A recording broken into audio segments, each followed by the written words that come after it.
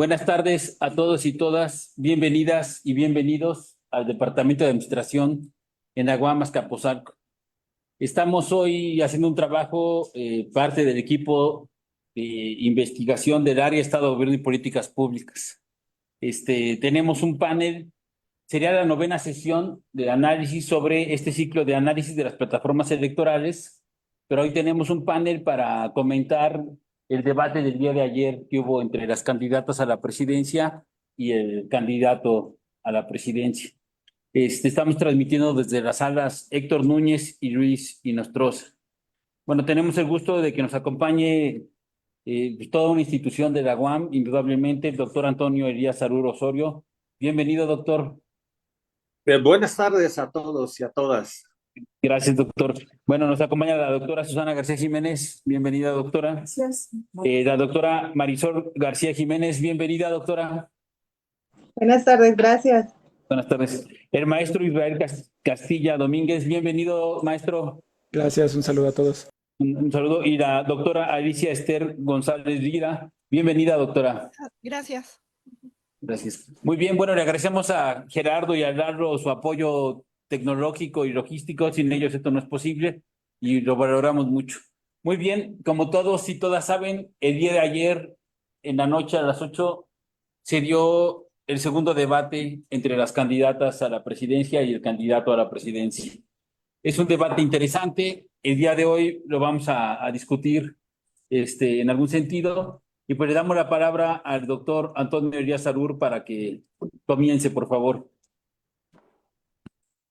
Gracias, doctor. Gracias a todos, a todas. Primero, nos vamos a referir, por supuesto, al debate presidencial de ayer por la noche, 28 de abril de 2024, cuyos temas fueron crecimiento económico, empleo e inflación, infraestructura y desarrollo, pobreza y desigualdad, cambio climático y desarrollo sustentable. Para referirme al debate, quiero hacer una serie de planteamientos primero, de alguna manera, en el mismo sentido que lo hice en la sesión anterior. Las propuestas de Morena y las del Frente de Derecha, integrado por PRI, PAN, PRD y fundamentalmente Claudio X González, se organizan esencialmente una y otra, la de Morena y la del Frente de Derecha, se organizan esencialmente alrededor del papel del Estado, de un Estado que pudiéramos llamar hoy en transición. Y para una y para otra agrupación tiene un papel muy importante. Para unos, el de un Estado acrecentado, y para otros, un Estado reducido y privatizado. Y todo ello se expresa en el discurso desde donde se operan numerosas variantes en las que intervienen lo económico, lo político y lo ideológico, y que además expresan fuerzas muy poderosas en un esquema real de confrontación, de lucha política, que necesariamente está enlazada con la historia. Y este es el asunto, entendería yo, de mayor fondo y a lo que supongo habremos de referirnos todos ahora. En el examen que haremos del ejercicio de los contrarios unificados en la coyuntura del debate, donde además se expresan diversas contradicciones y en cuyo análisis es necesario separar la crítica moral de la indagación, por lo que es necesario, entiendo yo, implicar de entrada al quién, es decir, los que conciben, los que crean, los que calculan y los que pronuncian el discurso en el marco de la historia con el propósito de influenciar decisiones. Hoy estamos viendo en vivo un asunto cuyo objetivo, entiendo yo, es el Estado. En ese sentido, estamos frente a una cuestión de poder, de discurso, de símbolos y mensajes complejos que implican la intromisión de grupos de interés que no están ausentes en ningún momento y que en el caso de la derecha se ocultan, entiendo yo, en deseos amorfos con la intención de verosimilitud, donde se captan exigencias sí reales, pero también imaginadas. Se captan héroes, se captan villanos, se captan respuestas satisfactorias y definitivas, sugerencias cuidadosamente seleccionadas que están envueltas en formas simples, pero que en esas formas simples describen sutilmente al poder que las promueve, lo que tampoco es del todo sencillo detectarlas, por más que sean sutiles, tampoco es sencillo, pues hoy están teñidas de eso que en otro momento se llamó con desprecio populismo y de cuya calificación se han olvidado selectivamente, y las que, permítaseme decirlo así, y las que el genio de Palacio Nacional los ha obligado a incorporar en su oferta, como sucedió en su momento con los segundos pisos, a los que criticaron sin piedad y luego se pusieron a construir por todos lados. Ahora ya hay propuestas de apoyos universales a la infancia desde la derecha, incluidos, obvio, los de las escuelas privadas. Así entonces, y con esta postura que yo llamaría teórica, me propongo bajar de nivel, y bajar de nivel es ir al nivel de la anécdota para ilustrar en este caso lo que yo intento sea mi análisis.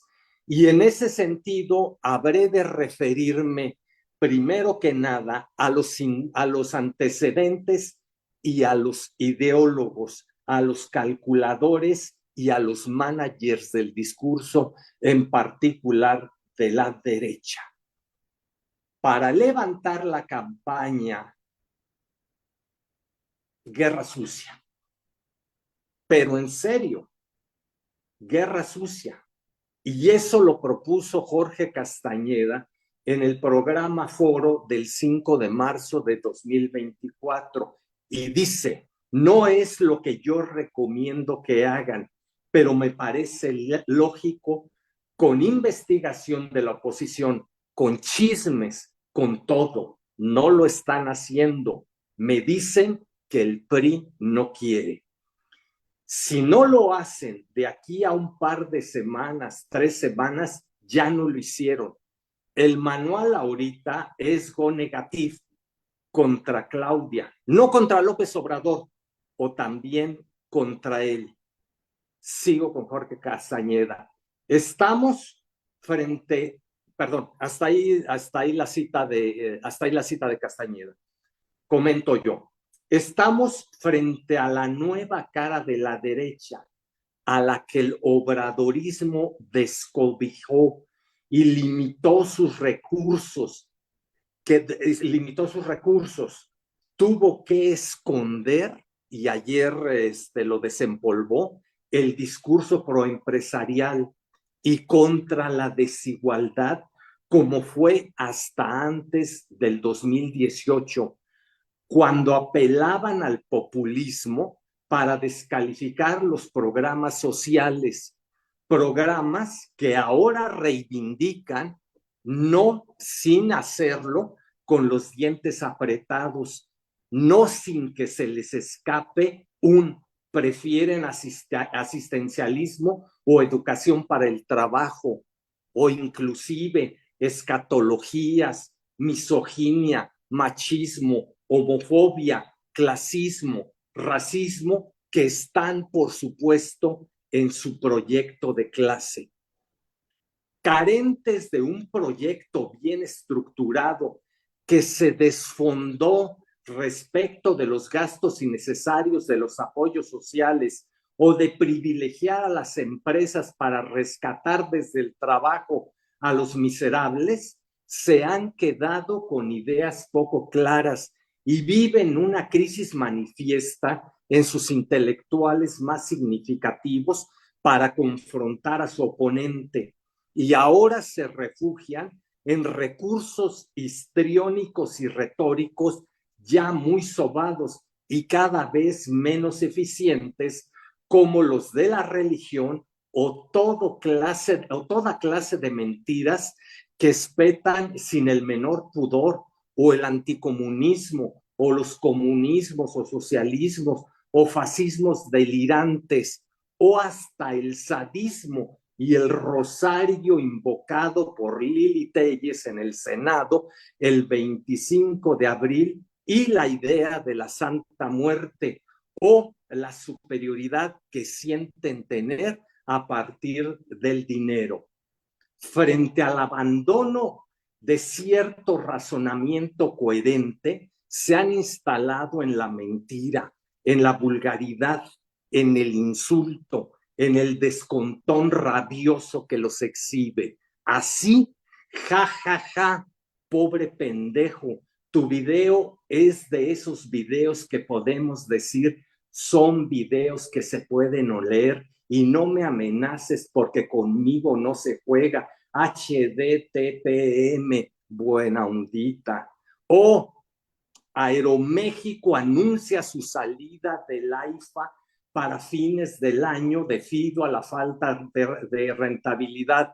Esto, un tuit publicado el día de ayer por el periodista Enrique Muñoz, a lo que le respondió la empresa: esa afirmación es falsa, saludos. Y de aquí me regreso a Jorge Castañeda, quien publicó el 24 de abril recomendaciones a Xóchitl Gálvez en Ideas y Consejos para Xóchitl, publicado en el Universal, a la que recomendó, diciéndole primero en entre líneas que es incompetente y además indisciplinada, pero agregó, entre líneas esto, pero agregó: la única estrategia es el ataque constante e inmisericordia, hacer caso omiso de las reglas e interrumpir repetidamente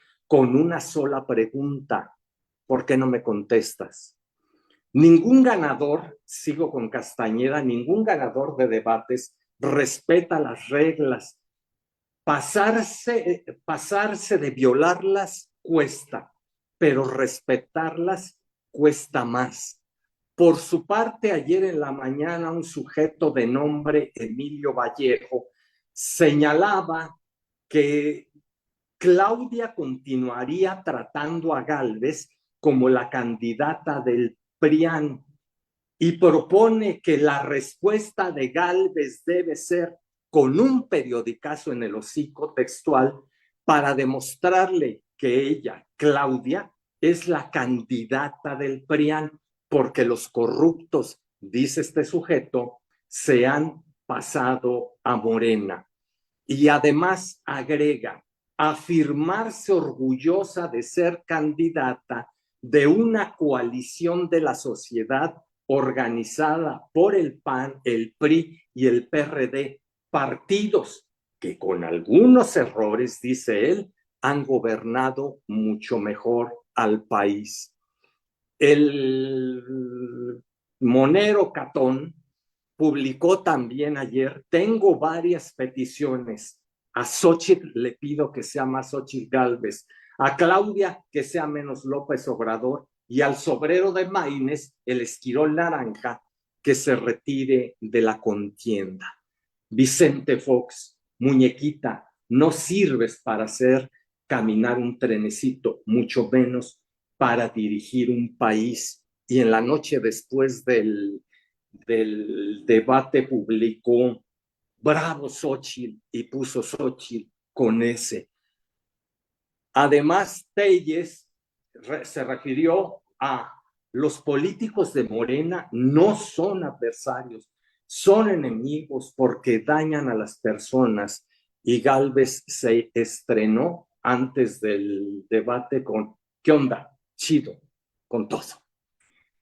Respecto del debate, Gálvez fue, y es lo que siempre, y es lo que siempre ha sido, y se describe todos los días inmisericordiamente con decenas de tweets que están caracterizados por la mentira y la estridencia sin absolutamente propuestas.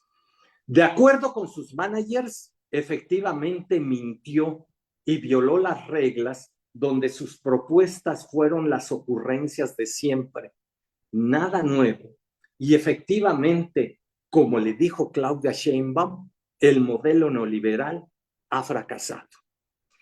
Acudió con aires de satisfacción al expediente de su participación en la Comisión Nacional de los Pueblos Indígenas. Y aquí cabría recuperar hechos como los de la maquiladora de Carmen Nasif y su dislate sobre que en el sureste no trabajan 8 horas seguidas debido a su cultura.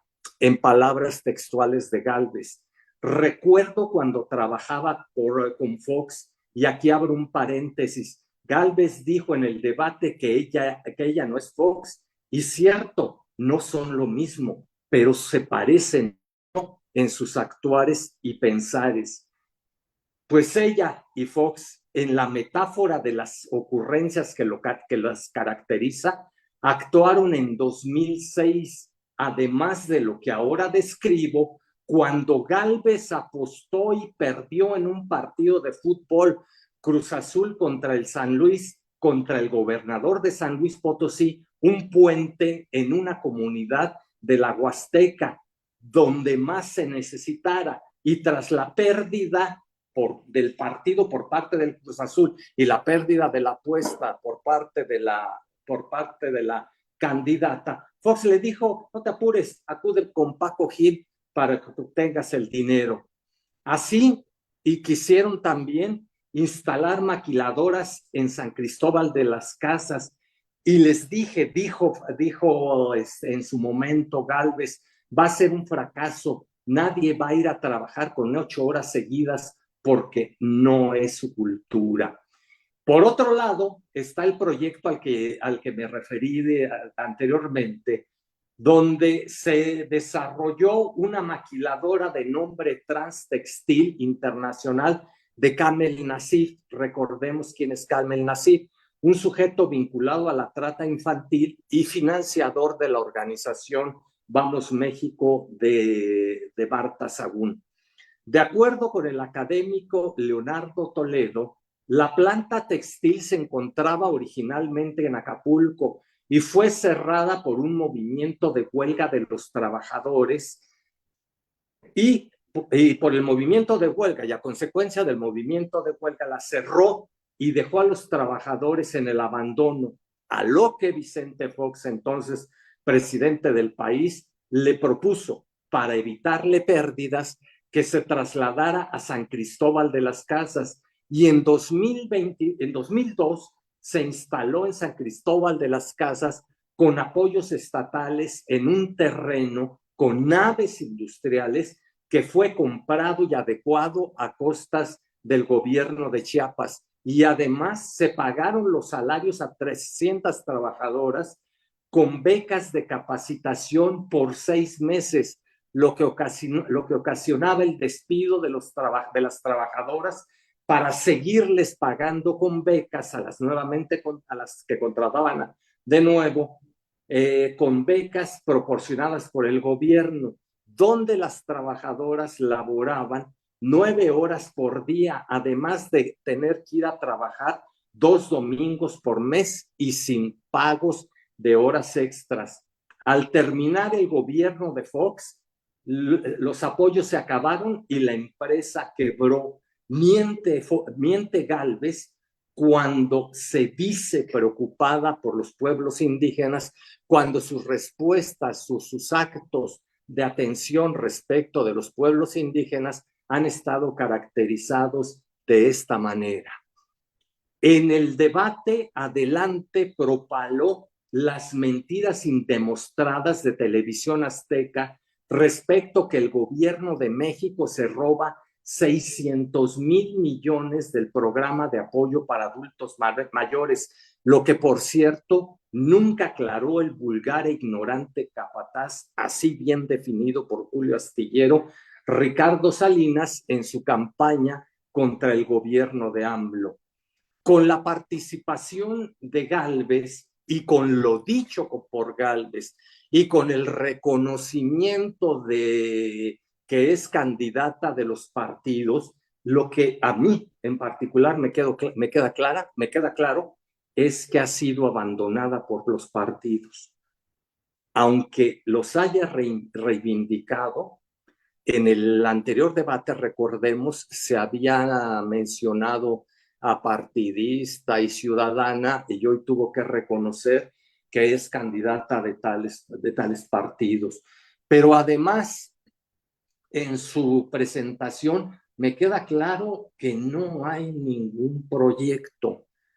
Además de estar abandonada por los partidos, no vi en ningún momento que le haya allegado nada del plan de desarrollo que, según esto, elaboraba Gurría. No apareció más que en la idea, por ejemplo, de reactivar las rondas para seguir privatizando a México, perdón, para seguir privatizando a Pemex, de la que dijo no privatizaría. No hay proyecto, hay ocurrencias. Por ejemplo, claudicar o despertar, entre otras. Hay mentiras, hay torpezas. Por cierto, las refinerías no producen barriles de petróleo. Su proyecto es de retazos de propuestas como el apartado, como el que desarrolló respecto del cambio climático y desarrollo sustentable, donde propuso llevar agua, almacenar agua en el lago de Texcoco, como bien la evidenció Claudia Sheinbaum, pero que además para mí representa una paradoja, pues siguen reivindicando la idea de construir en el lago de Texcoco el famoso Naim. Utilizó el rollo de la Santa Muerte y el de ningún hombre me da instrucciones. No le hizo caso a Catón, pero así a Castañeda. Y fue ella misma, pero muy limitada, misógina y mentirosa. Y por cierto, no aparecieron las preguntas de los migrantes en ningún momento. Hay otros comentarios, pero creo que me extendí ya bastante y me callo en este momento. No, pues un aplauso al doctor, ¿no? Y se me pasó porque llega uno aquí corriendo, pero no indiqué, ya que estamos conectados y transmitiendo, que contamos con la presencia de dos grupos de alumnas y alumnos de administración. Bienvenidas y bienvenidos. Realmente todo esto que se hace es para ustedes y las generaciones que siguen. Me da mucho gusto que estén aquí. Muy bien, doctor, por eso yo ese nutrido aplauso de sus alumnos y alumnas que lo quieren mucho. Entonces le damos la palabra a la doctora Marisol, por favor.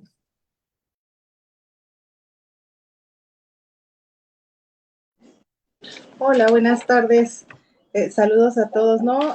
Muy claras las ideas expuestas del doctor Sarur. Y pues sí, concuerdo en muchas de las de las cuestiones que por aquí nos está planteando. Pues a lo que yo le puedo aportar un poquito a lo que él comentaba ahorita, pues me parece que ya en este segundo debate se mostró como más abiertos las propuestas y las posturas, más bien de los candidatos, ¿no?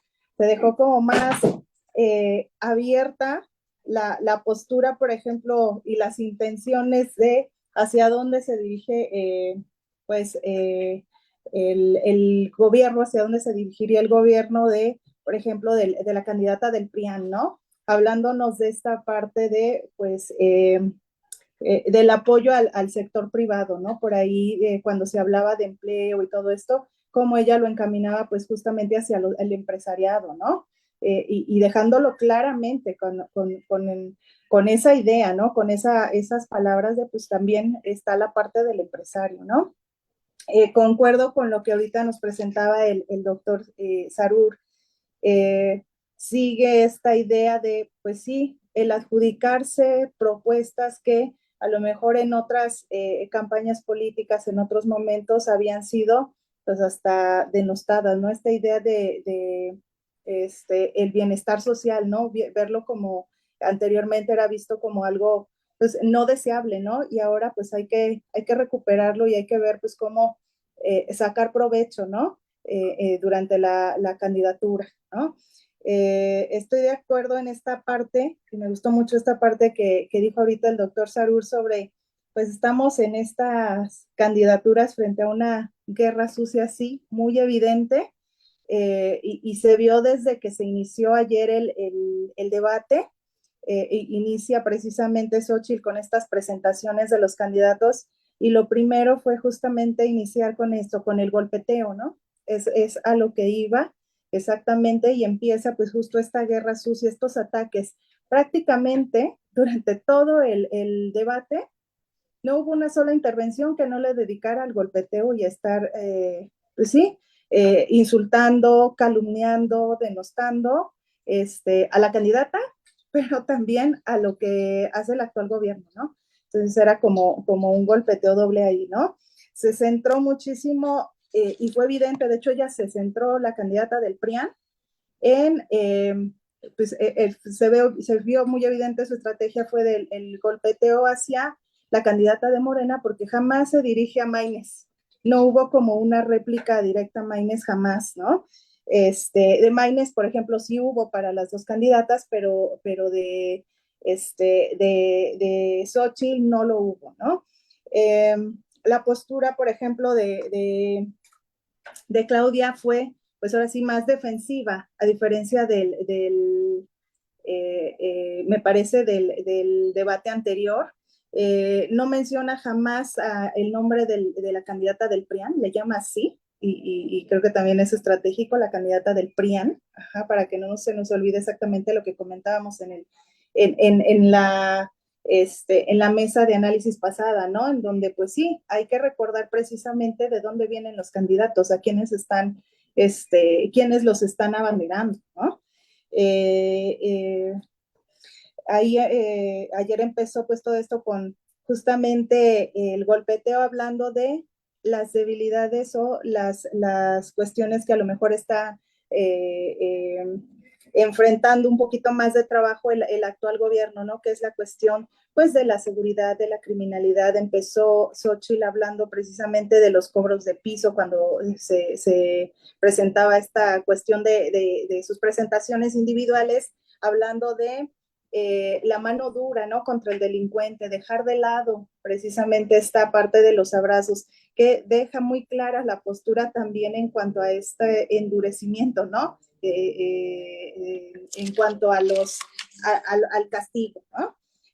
Por su parte, la candidata de Morena, pues ella empezó diciendo, yo pues me voy a dirigir en dos proyectos, ¿no? Lo anterior, lo que ha sido el neoliberalismo, y así se marcó su participación durante todo el debate, presentándonos precisamente esta parte de lo que no ha funcionado del modelo neoliberal, ¿no? Para continuar precisamente con este análisis y con esta, darle seguimiento al segundo piso denominado de la 4T, ¿no? Nos hablaba precisamente de lo que no ha funcionado de estos gobiernos pasados neoliberales, en donde pues el ejemplo al cual se dirigía ella precisamente en ese momento era el narcogobierno de Calderón, ¿no? En su momento.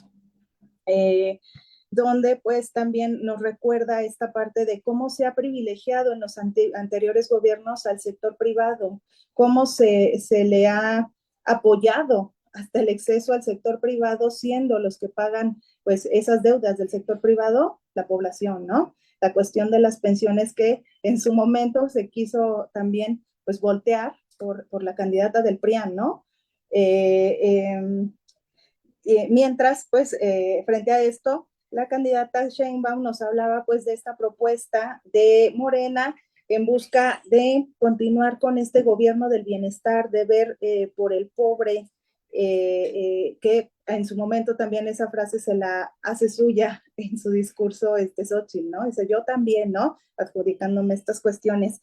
Por su parte, pues Maines, pues sí, no entró directo en el debate, él se dedicó a lo mejor porque pues él no fue como mencionado por las candidatas, era como un golpeteo entre la candidata del PAN hacia la candidata de Morena, y pues él se dedicó pues sí a mencionar algunas cuestiones de ambas candidatas, pero lo que me pareció interesante de este candidato Maynés es que pues todos los ejes que ahorita mencionaba el doctor Sarur, que fue pobreza, desarrollo, todas estas cuestiones que se tocaron ayer, las encauzaba hacia lo educativo, porque pues ya tiene como un público muy identificado hacia el cual se dirige pues su propuesta, ¿no? La juventud y la niñez. Y en cada sector, en cada bloque, él se centraba justamente en eso, ¿no? A quien aspira a lo mejor que sea su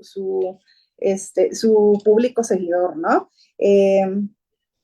Por aquí él mencionaba pues estas cuestiones de las becas, de la necesidad de inversión en el sector educativo para que haya pues reducción de la pobreza, bienestar económico, social, pero todo encauzado como hacia este sector que me pareció pues interesante la manera en la que lo abordaba, ¿no?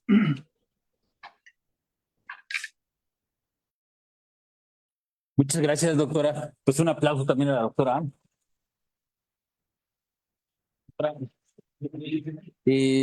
No quiero comentar, vamos a dar la palabra a todos primero para que hagamos una ronda, ¿no? Doctora Alicia, por favor, adelante. Muchas gracias. Bueno, primero que nada, o sea, quiero aprovechar el análisis del doctor Antonio, porque él nos retoma esta escuela de política de guerra sucia, pues prácticamente tradicional en México, de forma de hacer política. Y recordando que esta guerra sucia en contra de López Obrador, por ejemplo, la podemos rastrear hasta principios de la década del 2000, cuando comenzó a destacarse como una figura política prominente en México. Sin embargo, alcanzó su punto álgido durante la campaña presidencial de 2006 y continuó en las elecciones posteriores. Recordemos que aquí uno de los episodios más controvertidos de esta guerra sucia contra el presidente fue el llamado desafuero, en el que se buscó retirarle la inmunidad procesal para someterlo al juicio por presuntos delitos relacionados con la construcción de un hospital en la Ciudad de México. Bueno, además, derivado de esta guerra sucia y de frenar su carrera política, construyó su propio partido en forma de movimiento. Esa fue, digamos, su estrategia para poder continuar en la política y continuar con sus aspiraciones presidenciales. Recuerdo que alguna vez en algún congreso me decían unos españoles que que un candidato se hubiera postulado 3 veces para una presidencia era impensable. Sí, estratégicamente es impensable porque la aprobación siempre va en declive. En el caso de Andrés Manuel fue totalmente opuesto. Él siempre ha mantenido esa aprobación y además con todas estas dificultades que él tuvo y en la forma en la que él construyó lo que es Morena actualmente, él ahí ha sentado las bases para mantener esta aprobación. Ahora bien, en esta siguiente etapa, pues también Andrés Manuel López Obrador se blindó de esta guerra sucia y esas son consecuencias que actualmente estamos viendo. Por esto ya no funciona igual esta campaña negativa. Por eso, aunque la candidata del PRIAN continúa aplicando esta misma estrategia como se aplicó, por ejemplo, en la candidatura precisamente de 2006 con Calderón, recordamos el spot Un peligro para México, pero ya no funcionan. Ese es el detalle, ya no funcionan porque el mismo presidente, mediante todas esas estrategias de comunicación que él ha realizado, se ha dedicado también a enseñarle al pueblo o educarlo sobre qué debe de hacer, qué deben de hacer sus políticos, qué deben de hacer sus representantes. Entonces ya no funciona, ya la gente sí se informa más, aunque no lo entiendan del todo, se informan más y ya no funcionan esas estrategias de miedo, porque básicamente era lo que se apelaba al voto emocional. Y esto viene desde el marketing de productos, que te venden los productos de manera sensible para que tú apelan a tus emociones, apelan a tus experiencias. Eso se ha tratado, siempre se ha impuesto también en la política, se ha vendido a los candidatos como si fueran productos. Lo dije en una discusión anterior, en el caso de Maynes, digamos que su ventaja en este momento, y su posible ventaja es que es el producto nuevo en el mercado. Pero ya cuando los vemos en los encuentros cara a cara, como son los debates, y vemos que nada que ver con toda la parte exterior bonita que nos planteaban del producto, pues también viene un desencanto. Y repito, también la ciudadanía ya, gracias a las mañaneras, les gusten o no, porque hay mucha gente que siempre me lo repite, que ya están hartos de las mañaneras, pero les guste o no, así el presidente no solo está imponiendo la agenda setting, la agenda política, y él la explica, y además, no queriendo, estamos siempre debatiendo nuestro contexto actual. Entonces, desgraciadamente, pues sí, ya no funcionan esas estrategias. ¿Qué pasó en el debate? Que Sheinbaum, al ser la candidata puntera, por estrategia no, ella por estrategia no puede atacar, pero sí puede y debe defenderse, y lo hizo. Entonces, en teoría, como rezagados, los que debían de estar atacando, incluso juntos, eran Xochitl y Maynes. Sin embargo, el candidato de MC no realizó ataques memorables, de hecho, casi no atacó. Toda la estrategia de ataque la ejecutó solita Xochitl. Pero, ¿qué pasa con ella? La estrategia es buena en términos de la política clásica, de restarle votos a tu oponente, desprestigiarlo, desinformar, o sobre todo seguir manejando la campaña de miedo, porque él ya lo sigue manejando. Pero ¿qué pasa con Xochitl? Que aún así no logra ejecutar la estrategia, porque cada vez que decía, por ejemplo, que trataba de posicionar, ¿no?, el Claudia Miente, se mostraba titubeante y volteaba a ver a los moderadores, cuando por estrategia, y esto se lo debieron haber dicho también sus consultores, debía de estar viendo a la cámara. Siempre tienes que voltear a ver a la cámara cuando estás realizando este tipo digamos, de acusaciones, porque estás apelando a las emociones del público. Y esto en este caso no lo hacía, no veo que lo haga Xochitl. En todo caso, Maynes, él siempre se dirige a la cámara, está mostrando siempre su plataforma. Sin embargo, tampoco Maynes, digamos, en términos de la plataforma, no explica del todo cómo se van a hacer, cómo se van a realizar todas sus propuestas, cómo las van a ejecutar. Y bueno, ya por último, como mencionó la doctora Marisol, Sheinbaum representa la continuidad del presidente en su plataforma.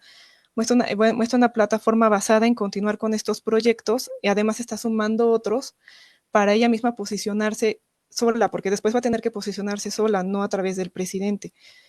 Y entonces, bajo esta misma línea, también está promoviendo lo que es este estado de bienestar que ha promovido AMLO, capaz de regular los efectos del neoliberalismo, pero a su vez regulando como es en el nuevo orden mundial y en el nuevo orden económico. Creo que el presidente ha denominado esto el estado postneoliberal.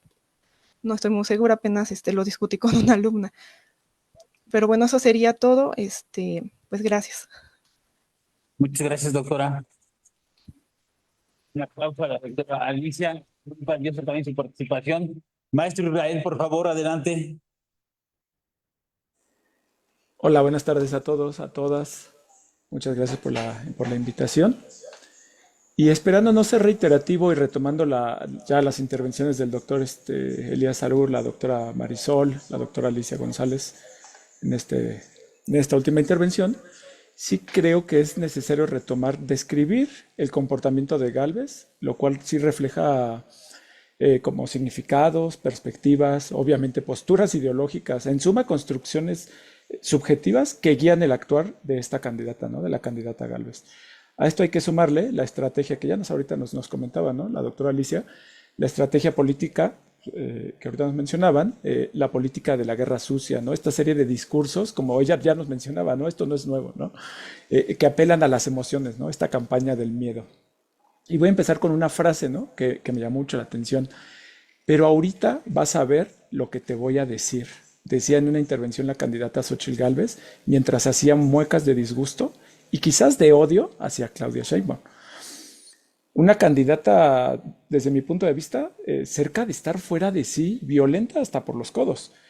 La primera hora y media, y gran parte del debate, fue usado para atacar, ¿no? Empezamos intentando posicionar, ¿no? Ahorita nos decía la doctora Alicia, la candidata de las mentiras, ¿no? ¿Cuántas veces habrá repetido esa frase la candidata Xóchitl Gálvez, ¿no?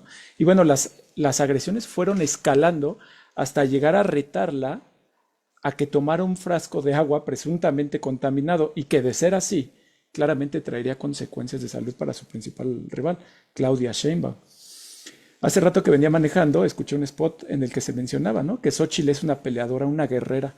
Y sí, o sea, yo lo pensé y digo, sí, es cierto, coincido, Xóchitl es efectivamente una guerrera, pero no en el sentido positivo de superación personal, ¿no? Sino que es más bien en el sentido de que a Gálvez sí le gusta guerrear, pero en su acepción belicosa.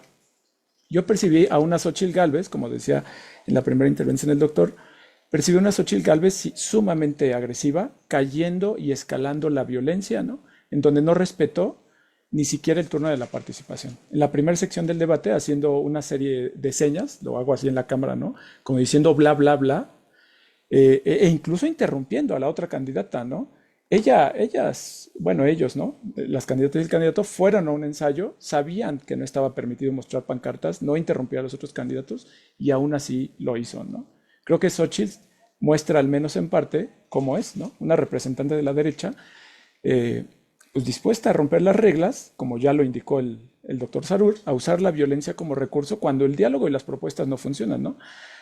Y pues sí, nuevamente, hay que sacar raja política de todo, del golpeteo, de las mentiras, de su violencia hacia la candidata Claudia Sheinbaum, y claro, nuevamente de la línea 12 y del colegio Repson, ¿no? Sumado a eso, mentira tras mentira, ¿no? Como propaganda, intentando que sus dichos se conviertan en verdades, al menos desinformando, ¿no? Nos decía la doctora Alicia. ¿Qué refleja todo esto, no? Desde mi punto de vista, pues primero, obviamente, como empecé esta intervención, estas construcciones subjetivas que tiene la candidata, ¿no? La falta de tolerancia y la falta de apertura al diálogo, ¿no? Y yo sí lo veo, yo creo que ella lo concibe así, ¿no? Y la derecha lo concibe así. El voto y el poder a cualquier costa. Para la candidata y para la derecha, el fin verdaderamente justifica los medios. Y parece ser coherente con lo que nos anticipó hace unos días, no sé si recuerdan, cuando Gálvez declaró que se iba a ver más agresiva. Vamos a ver, me van a ver más agresiva, que se prepare Claudia, declaraba Xóchitl Gálvez, ¿no? Lo fue. Parece que al no tener otros recursos, ¿no? Sus recursos fueron esta escalada de insultos y violencia, pues que parece que es lo único que le resta, ¿no? Un discurso de odio carente. Hay una carencia, ya nos decía igual la doctora Alicia, está la ausencia de un proyecto real. Ya para terminar, ¿no? A pesar de esto, sí debo reconocer, y coincido con el doctor Sarur, que le aplaudo que por fin adoptara una postura clara y mostrara, al menos en parte, su verdadero rostro, ¿no? Una candidata que recurra a la violencia para descalificar, dejando de lado el diálogo y las propuestas. Eso por una parte, ¿no? Por otro lado, acepta por fin ser la candidata que representa al PRI y al PAN, cosa que no había hecho. Ella siempre había dicho que ella no militaba, ¿no? Ella se mostraba reacia a aceptarse como la candidata del PRIAN. Y bueno, pues así la percibo yo, ¿no? Una representante de la derecha que parece hablarle por fin a su público, cosa que me gustaría abordar en la segunda intervención. Muchas gracias, maestro. Un aplauso. el maestro Israel. Doctora Susana, por favor. Bueno, pues muchas gracias. Un gusto estar aquí con colegas, escuchando este análisis que hacen de este segundo debate. A mí me gustaría retomar estos aspectos que ya enunciaba el doctor Sarur, de qué tipo de Estado están proponiendo construir las candidatas, el candidato, que más bien sí se pudo ver nuevamente que era un debate Xóchitl, Claudia Sheinbaum, ¿no? Porque Maynes hablaba, pero no se enfrascaban, digamos, en responderle a él, sino una candidata estaba atendiendo, ¿no?, la manera de atacar a la otra y una en defenderse, por un lado. Aquí a mí me gustaría retomar estos aspectos que salieron a relucir ahora sí en en esas propuestas que plantea, o por lo menos delinean el horizonte de lo que sería el gobierno de Xóchitl Gálvez si llegara. Pues sí, esta idea de un Estado, pues sí, de corte empresarial, estilo Fox, cuando llegó a Fox, que dijo que era un gobierno para empresarios, pues aquí se vio un poco hacia esa línea. ¿Por qué? Bueno, en, digamos, diversos momentos del debate se fue mostrando, por un lado, estamos frente a una continuación y la pretensión de mantener y seguir construyendo un Estado social, donde se garanticen, se reivindiquen derechos sociales. Creo que ese es uno de los proyectos que se ha propuesto aquí, que podemos decir, sí traen por lo menos desde que se forma Morena esa propuesta, ¿no? De un Estado social, de corte social, de más que el tema de populismo en el sentido negativo, sí, más bien es voltear a ver al pueblo en el sentido de reivindicar derechos por un lado y por el otro, recordando lo que decía Franz Hinkelamer, ¿no? En el Estado neoliberal los derechos se vuelven preferencias, ¿no? Tenemos necesidades por un lado en general y el Estado neoliberal los vuelve preferencias. Y lo podemos ver en el discurso de la candidata del PRIAN, cuando decía, ¿no? Eso que ya mencionaba el doctor Sarur, ¿qué prefieren? Capacitación para el trabajo o educación, ¿no? ¿Qué prefieren? No es de qué prefieren. Hay que reflexionar en torno a esto porque pareciera de repente nada más un dicho al aire, pero tiene, digamos, consecuencias importantes. Es decir, ¿qué prefieres, no? Que se conserven tus derechos, los derechos sociales, que se cumplan, o que te ofrezcan, ¿no? Opciones, aquí sí como dirían, de libre mercado. Opciones en las cuales hay que pagar. Es decir, que estén a la venta estas cuestiones de los derechos, ¿no? Si puedes pagar, lo obtienes, y si no, no. Entonces, bueno, estamos frente a dos proyectos en este sentido, y lo mismo podemos ubicar cuando hablaba del tema de reducir, ¿no?, la jornada laboral. Ahí hay una cuestión que tiene que ver con justicia social, pero por otro lado tenemos cuando ella dice, bueno, hay que consultar a los empresarios, hay que ver de qué manera se les apoya. Bueno, entonces estamos ante una situación nuevamente de preferencias o de derechos. ¿Qué tipo de derechos y qué tipo de Estado más bien vamos a construir? Decíamos, yo estoy en esta idea de más allá de un estado de bienestar, a lo mejor llamarle Estado social. ¿Qué tipo de Estado se va a construir en estas propuestas que traen? Y me refiero a las dos candidatas, bueno, porque son, bueno, en sí a quienes se orienta o se enfoca la atención. Por un lado, Maynes trae, sí, algunas propuestas muy enfocadas a un público que, como bien decía la doctora Marisol, se dio cuenta que puede cooptar. No quiere decir que a todos, pero sí se orienta a los jóvenes, un discurso que va orientado hacia allá, tal y como pasó con los colegas, el gobernador, ¿no? En Monterrey, que también se orienta a un público más joven su estrategia de mercadotecnia. Y bueno, aquí va un poco hacia allá. Esto por un lado. Me gustaría retomar a la luz también de este análisis que hace el doctor Sarur, algo que decía, ¿no? Hoy salía la columna en Milenio de Diego Fernández de Ceballos, que más que columna es así como 2, 3 párrafos de opinión muy breves, pero que es interesante leerlos porque Xóchitl Gálvez representa precisamente esa postura. Y dado que ya, como bien decían, reivindica a qué partidos está representando, cuáles son sus intereses, bueno, sale Diego Fernández de Ceballos a decir, ¿no? por un lado, que estas encuestas son fraudulentas, que no hay, como que no hay que creer tanto en estas cuestiones que dicen quién es el candidato puntero o candidata, por un lado, que hubo en el debate anterior, pues malos manejos, ¿no? En el sentido de a quién enfocaban las cámaras, o sea, que realmente eso, a la luz de Fernández de Ceballos, dice, están apoyando, ¿no?, a la candidata, dice, en una elección de Estado, como ocurría en sexenios pasados, ¿no? Entonces, bueno, por un lado reconoce, ¿no?, que hay estas cuestiones de una elección de Estado, que aquí, cuando aquí si las encuestas no favorecen, hay que echarle, hay que negarlas, ¿no?, que es la legitimidad, pero algo que me llama la atención, hablaba, ¿no?, bueno, es que escribe en un tono molesto, él hablaba del debate anterior, dice, después hablaré de ¿no? Pero decía, y lo habla así con unas palabras groseras, agresivas, ¿no? Es una idiotez que le den tiempo al público, ¿no? A las preguntas del público. Deberían dejar que las candidatas debatan entre ellas y que sea de cara a cara, ¿no? Que eso va a ser al final, en el último debate, dice. Pero es interesante, o sea, ¿cómo ven al electorado, por un lado? O sea, las preguntas no valen, claro, habría que repensar, ¿no? ¿Cómo se dio el tiempo para esas preguntas? Si realmente se consultó o no al público. Pero aquí la pregunta sería, ¿por qué no voltear a ver nuevamente lo que decíamos en este discurso de derechos sociales, las necesidades de la población? ¿Qué opinan? ¿Qué requieren?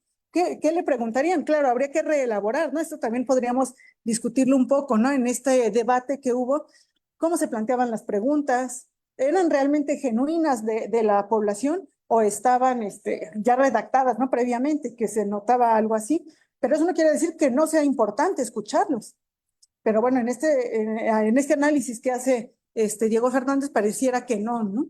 Entonces, esto es importante, conocer todas las posturas, siempre en el postdebate, es decir, los análisis posteriores al debate, es importante ver qué se dice o qué no se dice, qué se dice entre líneas al respecto de estas cuestiones. Y bueno, yo me quedaría con este tema, decíamos, estamos frente a un Estado que construye preferencias, que ve al electorado como clientes, o estamos ante un Estado hacia dónde nos vamos a orientar, un Estado social que se oriente al tema de la justicia social, a construir derechos sociales y no a tratarnos como clientes. Nada más. Gracias, doctora.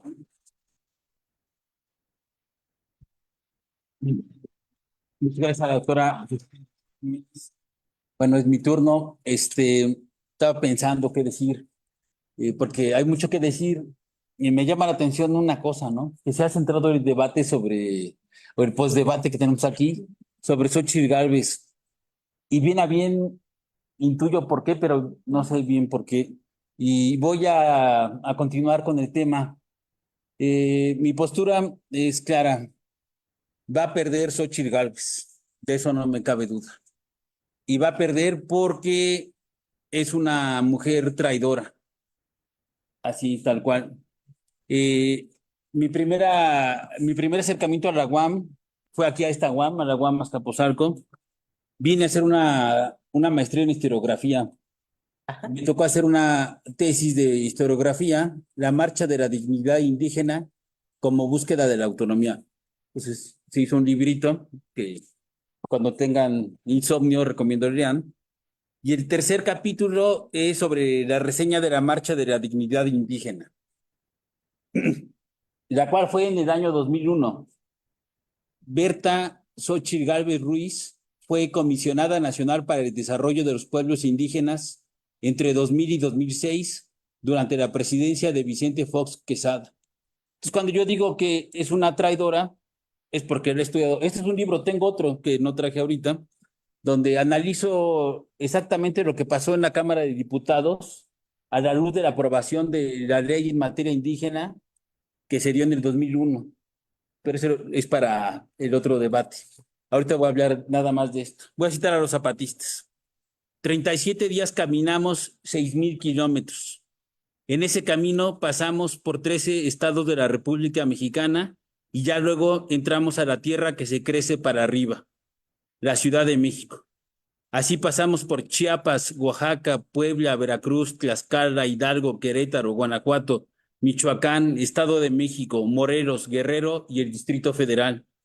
En el camino hicimos 77 actos públicos donde llevamos 7 veces 7 tu palabra para que fuera escuchada. STLN.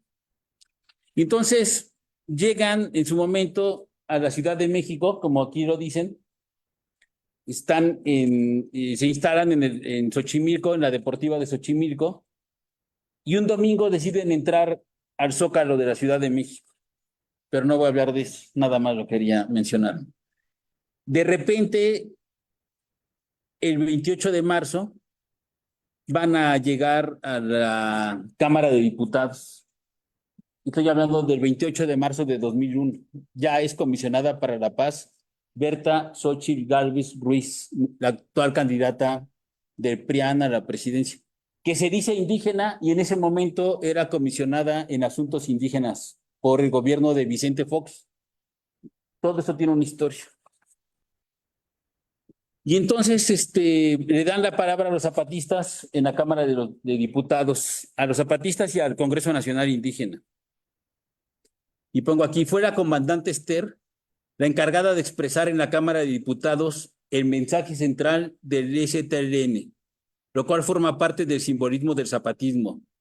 La comandanta plantea que ellas son y ellos, las comandantes y los comandantes, quienes mandan y mandan obedeciendo. No solo mandan, sino que representan el lado civil del zapatismo. El que ella sea civil y tome la palabra muestra la estructura de mando en el movimiento zapatista. Los zapatistas ven como un acto de respeto al Congreso el hecho de que sean civiles los que ocupen la tribuna y no un militar como podría haber sido el subcomandante Marcos. Y bueno, me salto un poco y digo, ¿en qué consiste el mensaje del zapatismo pronunciado por la comandante Esther?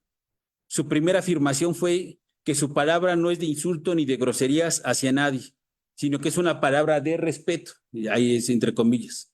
Aclara que su presencia es para dialogar, va a dialogar, pero solo con los que están dispuestos a escuchar y hacerse escuchar por un grupo de indígenas. Es un caso particular por una mujer indígena. Y cito, soy indígena y soy mujer. Eso es lo único que importa ahora. Fin de la cita. Dirá, para remarcar el simbolismo, cómo la inmensa mayoría de diputados, oigan esto, cómo la inmensa mayoría de diputados y senadores se oponen al diálogo con un grupo indígena y en específico con sus mujeres. ¿Por qué tanto racismo? ¿Por qué tanto machismo? ¿Por qué tanta intolerancia? ¿Por qué tanto desprecio?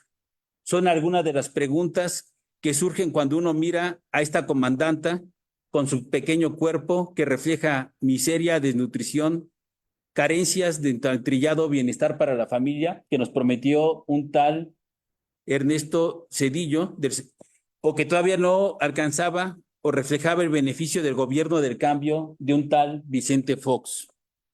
La existencia del STLN, la afirmación de su identidad indígena y que ella esté presente en la tribuna del Congreso es muestra de la existencia de grandes diferencias en México, no solo de diferencias económicas, educativas, de salud, etcétera, sino también de lengua, vestido, origen, cosmovisión, identidad y de ser.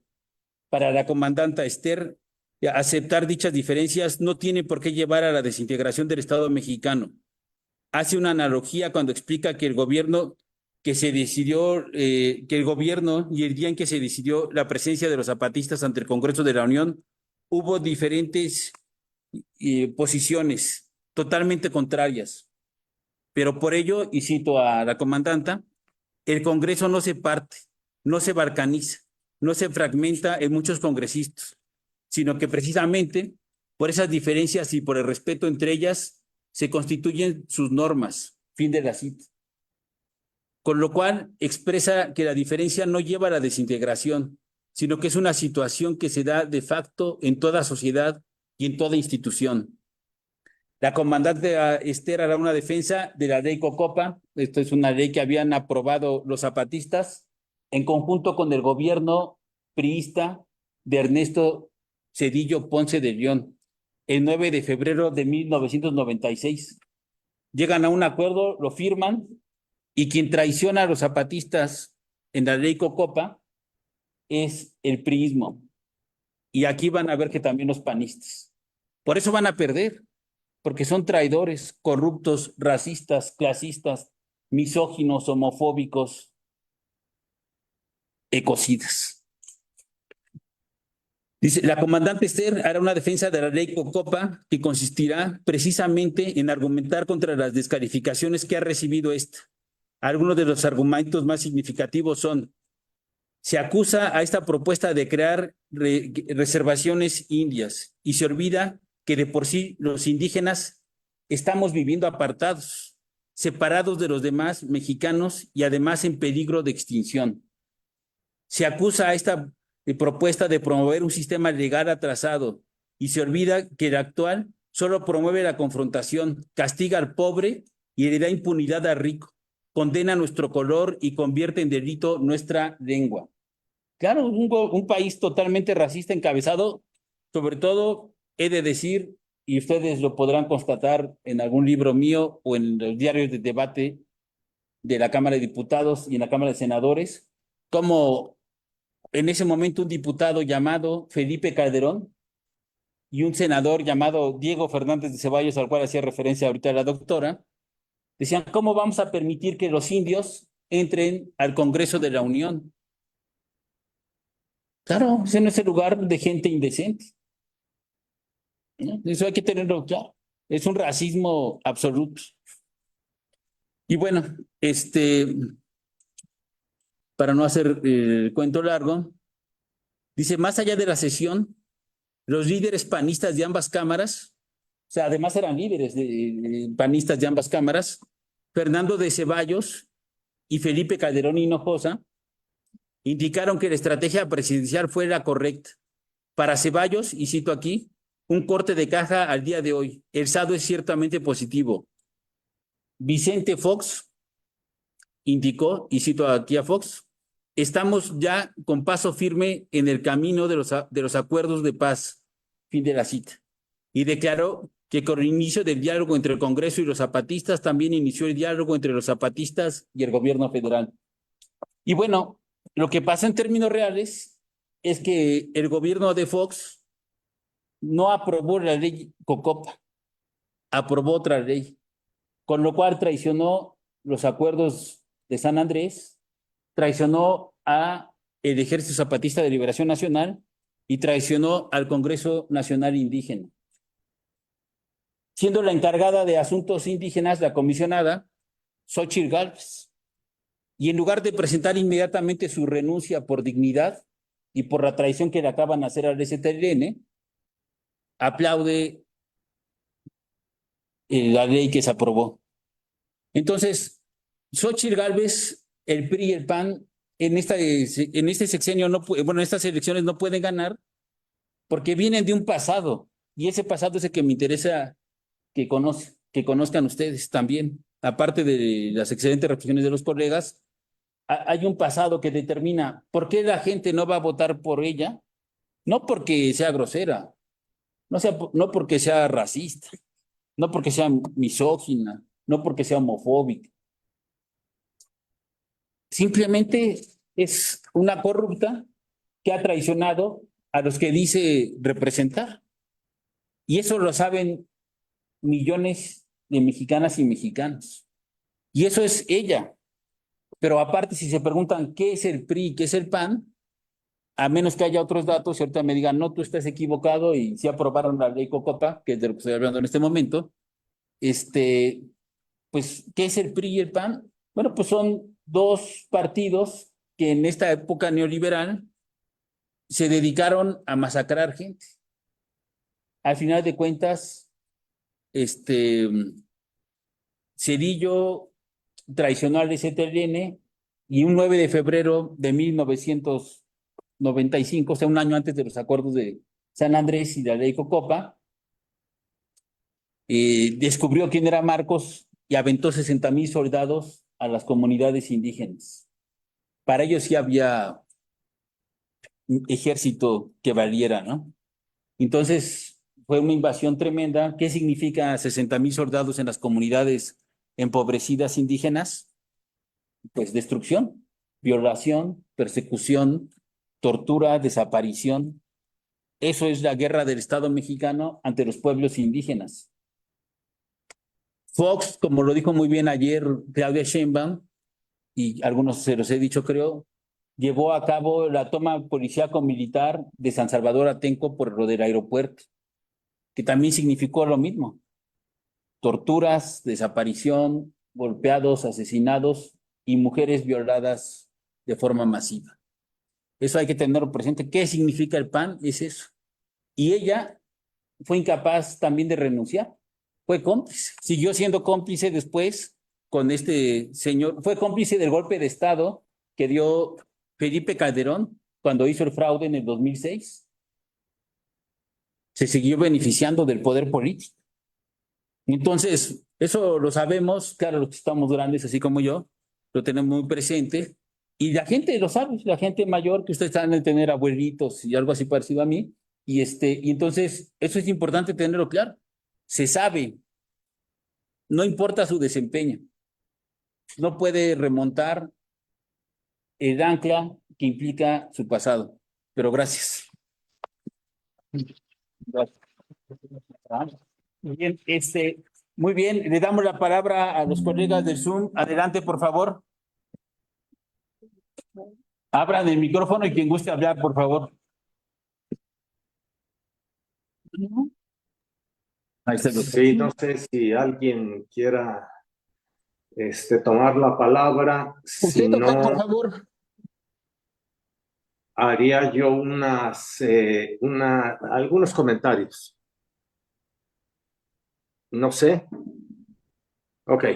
Sí, sí, adelante, Bien. doctor, por favor. Algo que a lo que yo quisiera referirme es a un asunto que yo englobaría dentro, si le pusiera título, el título sería de las mentiras como estrategia o del uso de las emociones primarias. Y en ese sentido quisiera yo referirme a algo que tengo más o menos cerca. Vivo en una colonia que se ubica en llamémosle clímax de la derecha, en el epicentro de la derecha, una colonia que está en el epicentro de la derecha en esta ciudad particularmente. Y hace unos días circuló en el WhatsApp de los vecinos del edificio, vecinos que por supuesto son muy derechosos, un video al estilo del Chacas, y donde se alude a que hoy somos Venezuela y no nos hemos dado cuenta. Y todo esto lo entiendo en un esquema muy amplio de una estrategia de intentar revertir en la ilusión los resultados que ha tenido el sexenio de Andrés Manuel López Obrador, que han sido radicalmente diferentes a los que la oligarquía originalmente preconizó. Así, por ejemplo, lo que yo comentaba, se difunde la idea de que Aeroméxico abandona el AIFA o Dos Bocas no produce ni una gota de gasolina, o el Tren Maya es ecocidio, o decir que Claudia, en lugar de Gálvez, es la candidata del PRIAN. Y la reforma, por ejemplo, a las pensiones es robo, cuando el robo, y aquí personalizo, fue quitarme a mí la posibilidad de una jubilación digna. Tengo 44 años en la UAM, yo ya debería estar en la bendita jubilación. Ese fue el robo. En ese sentido, entonces, parece que se trata de invertir la realidad, generando como contraparte el discurso de dictadura, caos y antidemocracia, para asentarlo en esto que llamó Fernando Buenabad el espacio donde se libran hoy particular y de manera privilegiada las luchas en las cabezas de los sujetos. Llama mi atención, por ejemplo, que en toda esta diatriba nunca aparezca el aeropuerto de Tulum. Me llama la atención en ese sentido, y aquí me regreso de alguna manera al video originalmente referido, y ese video lo elabora un venezolano que vive en México, y se supone que el venezolano, por ser venezolano y por la narrativa que se ha construido alrededor de Venezuela, tiene la autoridad moral para hablar y para prevenirnos de lo que tendría que suceder en México después del periodo de gobierno de Andrés Manuel López Obrador, que evidentemente, repito, no fue lo que la oligarquía preconizó. En ese sentido, algo que yo aprecio es con el abandono de muchas de las prácticas, le llamo yo de cóctel neoliberales, como fueron inauguraciones fastuosas, viajes en el avión presidencial, la vestimenta de Angélica Rivera o el champán en Bellas Artes. Las clases medias y la Ciudad de México se ha vuelto de derecha. Y el fenómeno de las clases medias en la 4T me resulta hoy particularmente atractivo. Pues, por ejemplo, lo comenté, siendo Xóchitl la candidata de la derecha aquí, por ejemplo, entre mi vecindario, no la ha arropado suficientemente. Recuerdo que el movimiento de Gilberto Lozano tuvo mayores llamados a la solidaridad, a la adherencia, que lo que ha tenido Gálvez, y entiendo que no les gusta. A la derecha, y ahorita lo comentaré, no les gusta porque les parece corriente. Obvio, el vecindario de derecha es racista. Y hoy la candidatura de Gálvez les plantea un dilema. Son anti-4T y por el otro lado tienen una candidata que no los entusiasma ni mínimamente. Hay que decir que el hecho de que las clases sociales no tengan conciencia de clase no quiere decir que no existan las clases, aunque los sentimientos psicológicos pueden estar disasociados y sus opiniones políticas se alineen con lo que domina. Eso no quiere decir que ellas, las clases medias, ejerzan un tipo de dominio efectivo. Esto es este fenómeno que estoy viendo, lo analizo a la luz de la historia, en sentido amplio respecto de la idea de las clases, pero también a la luz de los procesos que han privado en la Ciudad de México, donde la Ciudad de México fue durante mucho tiempo el epicentro de la liberalidad. Fue el espacio donde se recibió al zapatismo, por ejemplo. Fue el espacio que apoyó el movimiento estudiantil de 1968. Fue el espacio que apoyó la disidencia de la corriente democrática de Cuauhtémoc Cárdenas. Fue una ciudad que se volcó solidariamente durante los terremotos desde el 85 hasta los distintos que hemos tenido. Y hoy esta ciudad se ha vuelto en ciertas zonas particularmente individualista.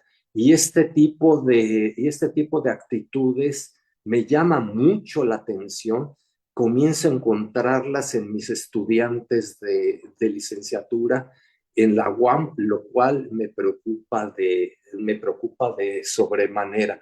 Yo no sé si efectivamente Gálvez vaya a ir mañana a la UAM, y yo no sé si sea un borrego que han soltado por ahí, supongo que es un borrego, pero me gustaría ver, y no tendría hoy la seguridad absoluta, que la recepción por parte de los estudiantes de esa universidad que hace años fue muy crítica y fue de izquierda, hoy sea absolutamente complaciente respecto de Gálvez.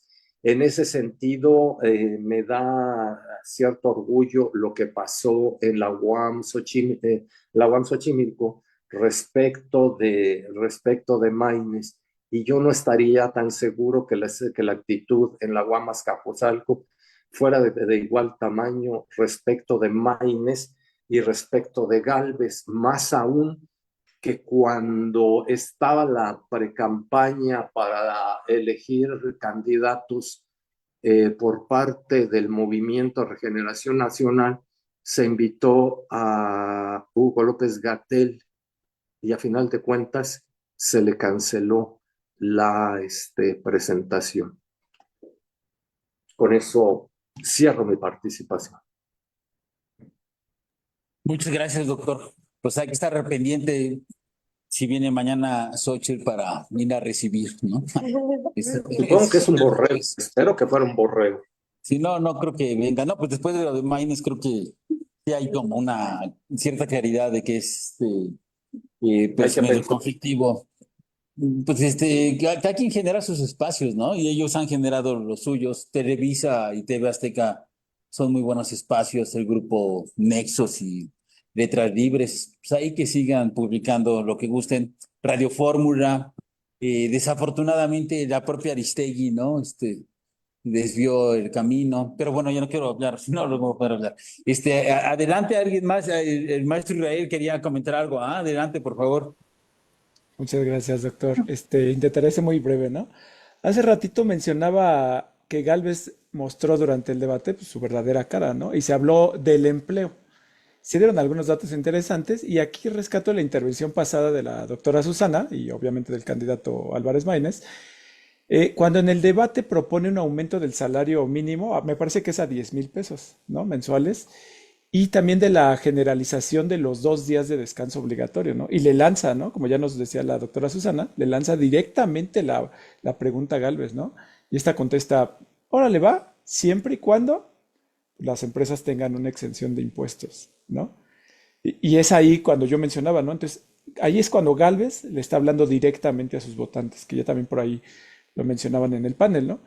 Si a esto le sumas la exención del pago de impuestos a todos los trabajadores, bueno, la supuesta exención de impuestos, que a todos los trabajadores que ganen menos de 15,000 pesos al mes, me parece que la candidata de la derecha se le olvida que de acuerdo con una encuesta del INEGI del 2021, únicamente 2 de cada 100 personas perciben 18,000 pesos o más al mes. Y ella habla de un aproximado de 20 millones de beneficiarios de esta exención de impuestos, ¿no? Yo hablaría de cifras menos conservadoras y diría que cerca de los 45 millones. Habría que checar esa cifra, ¿no?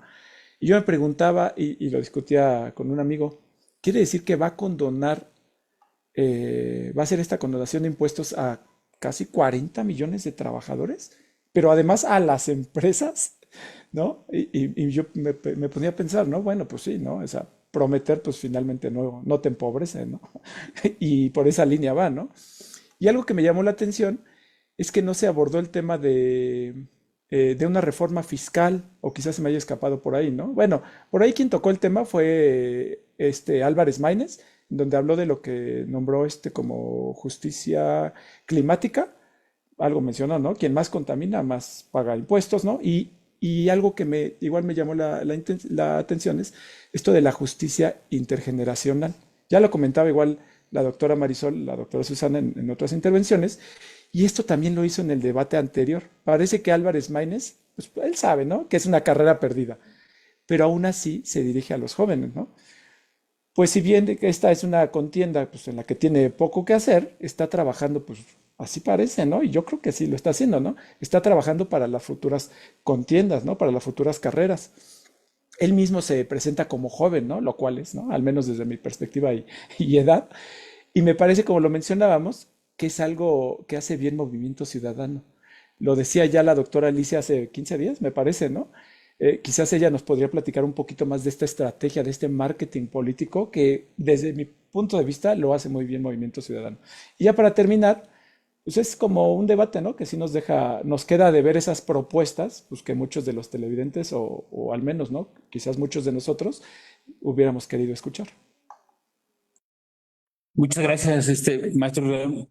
Sí, muy interesante. Y sí, quedan a de ver ahí algunos temas, otros, como dice, sí fueron medio abordados por algunos eh, pues, candidatos, ¿no? El candidato Maínez, Xochitl no necesariamente los abordó, otros.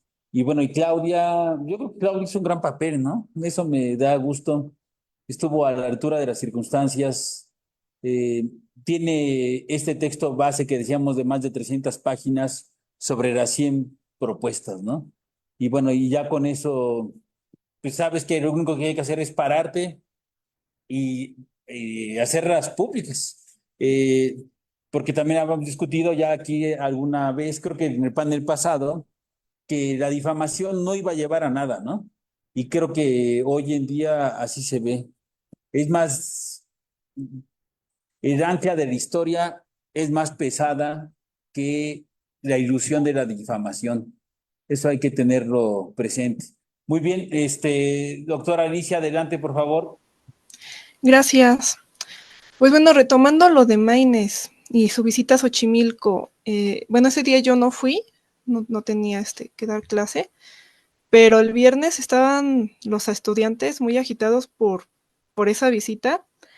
Por lo que a mí me comentaron los estudiantes, Maínez sí llegó con una actitud, pues esperando que lo hubieran, más bien que le hubieran organizado el evento para que nadie le preguntara nada, para que ningún estudiante le cuestionara.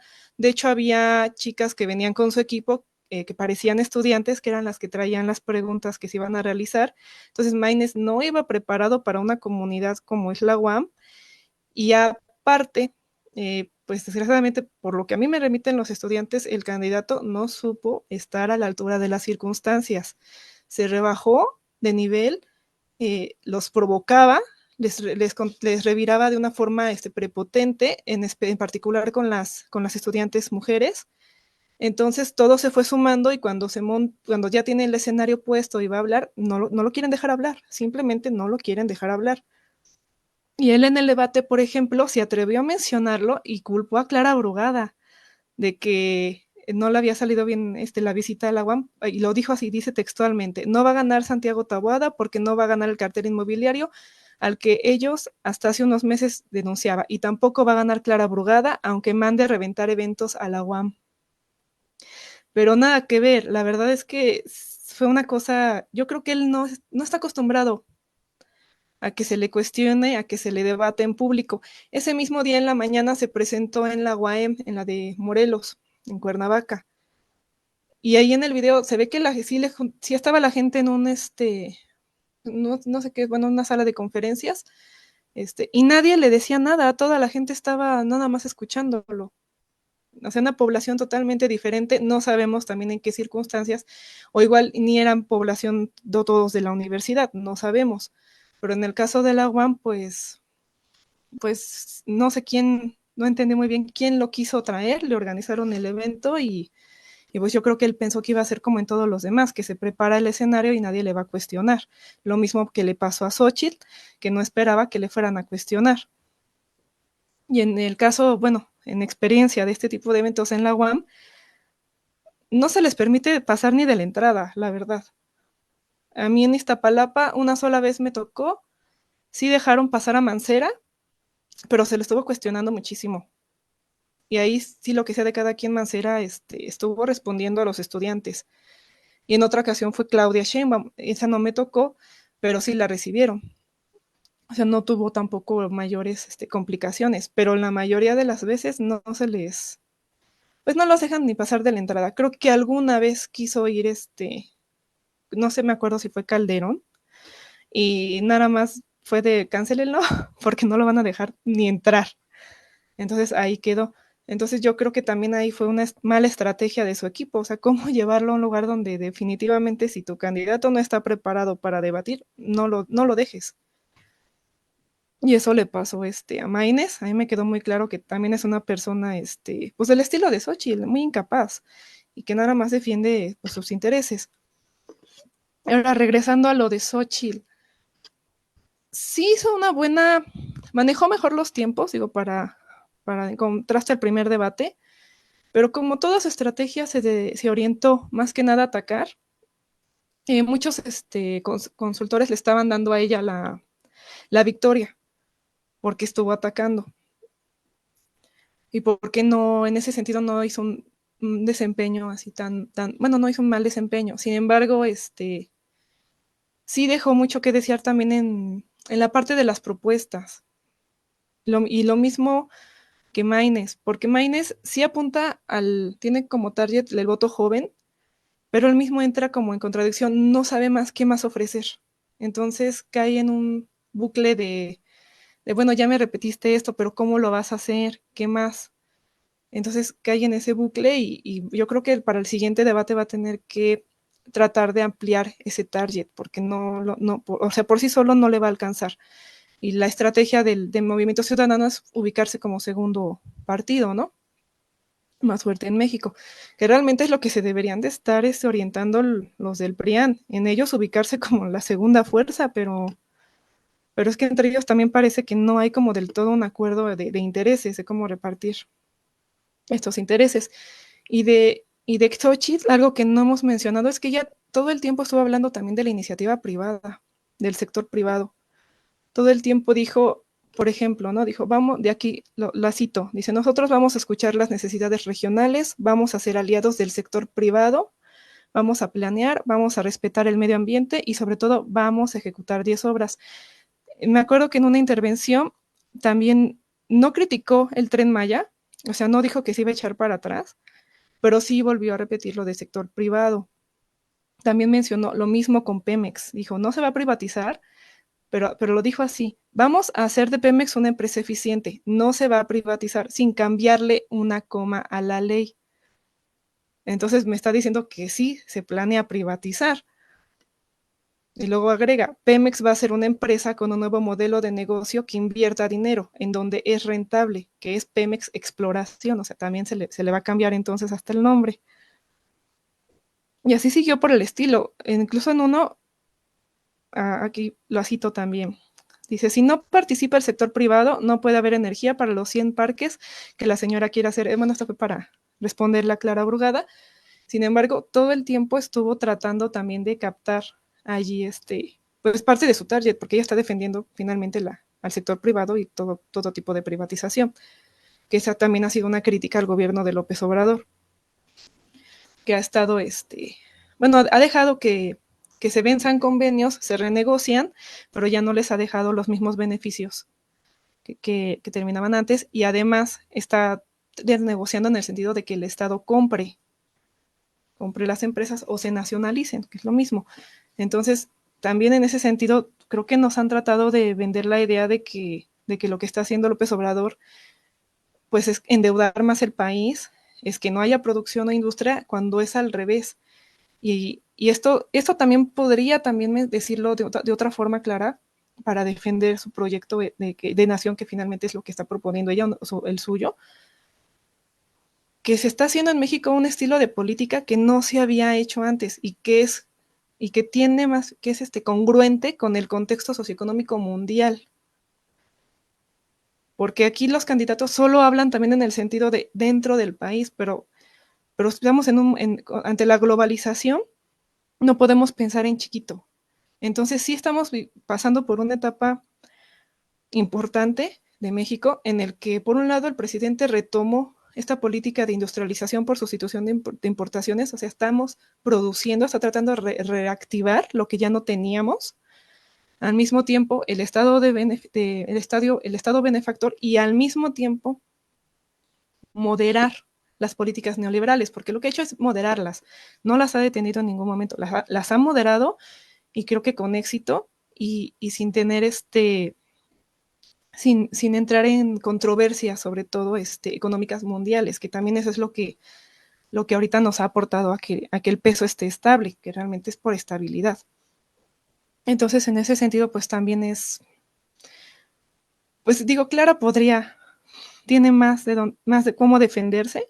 Yo creo que no, en el aspecto de cómo se empezó como a defender de Xochitl, Yo creo que no debió haberlo hecho tanto. O sea, sí, sí tenía que defender, pero puede evadir digamos, por estrategia de defensa, puedes evadir y defenderte de otra forma, sin necesidad de entrar en apodos porque ya ven que las dos estuvieron diciendo, ¿no? Corruptas, que mientes.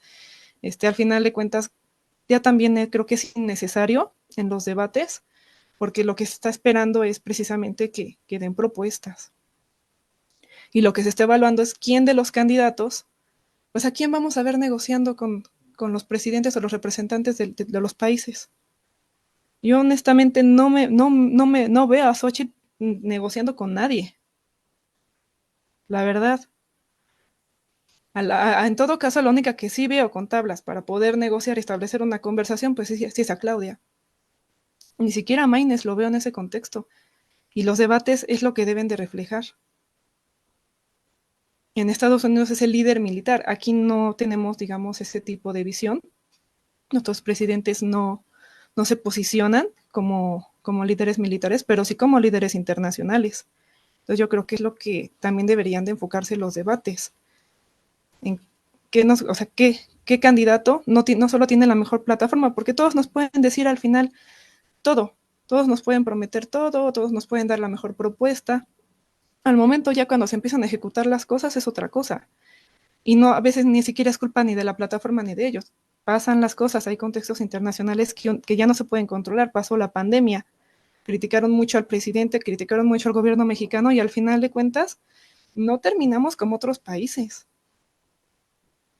Y yo honestamente digo, ¿y quién se iba a imaginar que íbamos a pasar por una pandemia? Entonces es lo mismo. Entonces yo esperaría ver pues esa capacidad de liderazgo de los candidatos. En este caso, la única a la que sí le veo en ese sentido tablas, pues sí es a Sheinbaum. Y porque no me imagino, si en Estados Unidos, no sé, si quede Trump, no me lo imagino junto a Trump, a las Xochitl, perdón, pero no. Y fue un reto para el AMLO, y el Trump con él se moderó y lo tuvo a la par, cuando otros líderes hasta caminan un poco detrás de él. Y el AMLO lo sostuvo. Y lo mismo con Biden de verdad, además, el estilo político de los norteamericanos es muy diferente. Ellos sí son más de imagen. Y Biden, por ejemplo, tampoco, ni Trudeau. Ninguno de los dos pudieron en reunión con AMLO. Terminaron escuchándolo. Entonces, no me imagino, de los tres candidatos, quién puede hacer eso. En todo caso, pues sí, creo que es Claudia la que pudiera tener esa presencia y además la capacidad de negociar. Pero bueno, aquí termino mi intervención. Muchas Gracias. gracias, doctora Alicia, muy interesante también. Pues sí, realmente esta imagen sentados en la casa, en la oficina oval, ¿no? En la Casa Blanca, entre Trump y Xochitl Gálvez es complicado, ¿no? Sí, realmente, simplemente de pensar. Y acabando la reunión que encontraran un chicle, sería más complicado pensarlo, ¿no? Pero bueno, ese es otro asunto. Bien, doctora, por favor. Bueno, yo seré breve, me gustaría retomar un poco este tema de las propuestas, las posturas de las candidatas y el candidato, y nuevamente, ¿no? Este análisis que se hacía de la manera en que se expresan, inclusive la postura, ¿no? De repente, si bien sí vimos a una Xochitl más preparada, digamos, como lo dijo en este sentido, claro, en el sentido de ir a la ofensiva directamente. Por un lado, lo que podemos advertir es únicamente se preparó en el sentido de sí atacar, ya fuese con dichos falsos, con mentiras, con traer, ¿no? Elementos del pasado, violando, como bien decían, estas reglas del debate, por un lado, y por el otro encontramos a una Claudia, pues digamos, más sobria en este sentido, si bien respondía, ¿no? A los ataques, también trataba de ir intercalando, ¿no? Ciertas propuestas, de mostrar cuál iba a ser pues esta continuación del proyecto y también qué adecuaciones, qué elementos adicionales propone para, en caso de que llegue, ¿no? A la presidencia. A mí me parece que ahí sí se refleja esto último que mencionaba la doctora Alicia, de sí una mujer con una posición sólida al momento de hablar, de debatir, de presentar los proyectos, frente a otra candidata que veíamos, ¿no? Titubeante, que sí parecían, pues, una serie de ocurrencias de repente, ¿no? Si me hablan de reducir la jornada laboral, bueno, digo que sí, pero le agrego cosas, ¿no? De lo que medio el proyecto que representa le brinda, ¿no? Que es el sector privado, por ejemplo, y que no salen del mismo discurso. También cuando hablaban de este tema de cómo se apoyaría el campo, qué aspectos se les daría, cómo atenderían los problemas del cambio climático, y decía Xóchitl Gálvez, ¿no? Vamos a tecnificar el campo. Es decir, esta visión tecnócrata del sector privado va a solucionar los problemas, está presente. Y no atinó a construir más propuestas, más que eso, ¿no? Ir agregando a lo que ya decía, por ejemplo, que emitía Maynes, a los cuestionamientos que se le hacían en este sentido. Entonces, mientras que si observamos la propuesta de Sheinbaum, bueno, tiene claridad esto que decían, bueno, un proyecto de casi 300 cuartillas, lo tiene claro, se nota, ¿no? Que lo ha estudiado, que lo conoce. No tenía que voltear a leer, ¿no? Y a ir como planteando qué se iría a hacer, si no sabe cuál es el proyecto, cuál es la propuesta de continuidad de pues de este estado social. Y bueno, por ahí creo que también podemos dar pautas, ¿no? De cómo serían cada uno de estos candidatos como representante, cuáles son sus limitantes en algunos casos.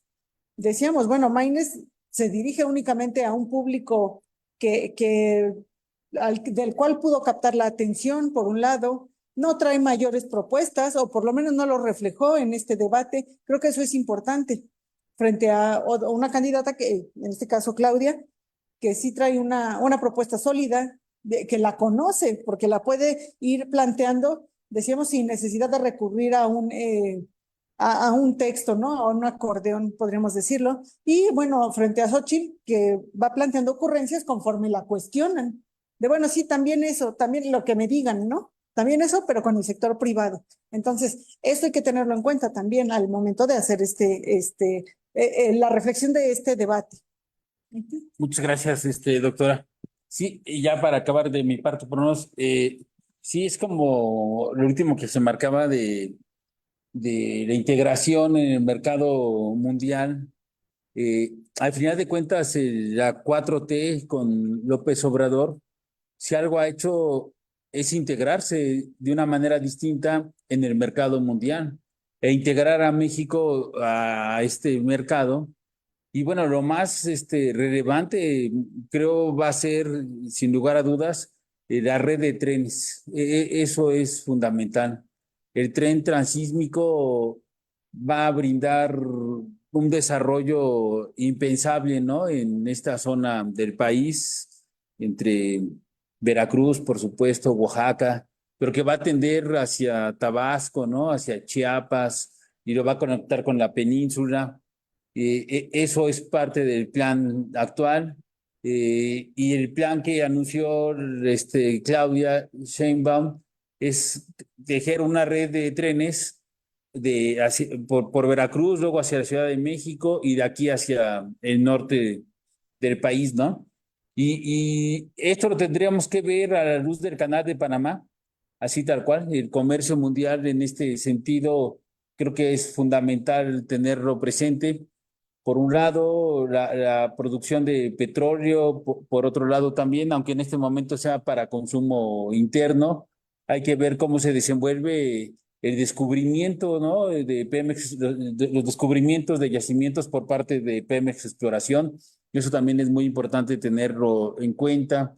Y bueno, yo creo que al final se están ante, como muy bien se decía ahorita, creo que por parte de la doctora Alicia, ante una nueva propuesta de capitalismo, ¿no? O sea, al final de cuentas no es el neoliberal 100%, será atenuado, hay una intervención estatal.